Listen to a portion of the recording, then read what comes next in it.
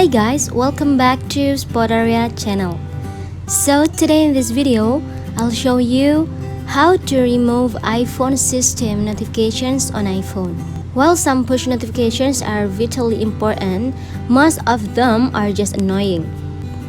If you're constantly being distracted by a flood of notifications from apps you don't even use anymore, there are several ways to stop them.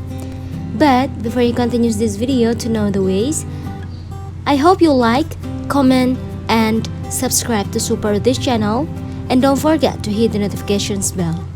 So, without any further ado, let's get started. Well guys, first thing first, you have to open your setting app on your phone. After that, tap notifications here.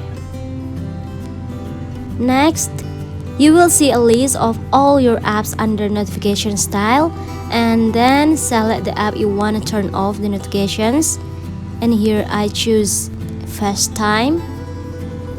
Finally, turn off allow notifications. This will turn off every kind of notifications from the app. However, you will have to repeat the steps for every app you want to turn off. If you don't want to completely turn off notifications for certain apps, you can also change their settings from here. Under alerts, you can stop notifications from appearing on your lock screen, notification sender, where other people could see your notifications when your iPhone is turned off.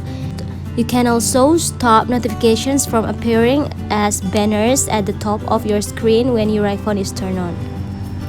Then you can change the banner style from temporary, which means it will disappear after a short period of time, to persistent, which means it will remain at the top of your screen until you swipe it away.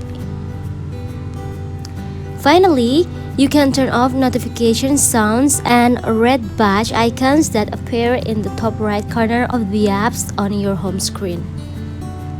Well guys, just it. Thanks for watching this video. I'll see you soon on the next one, and I'm waiting for your response in the comment box below. And the last, good luck!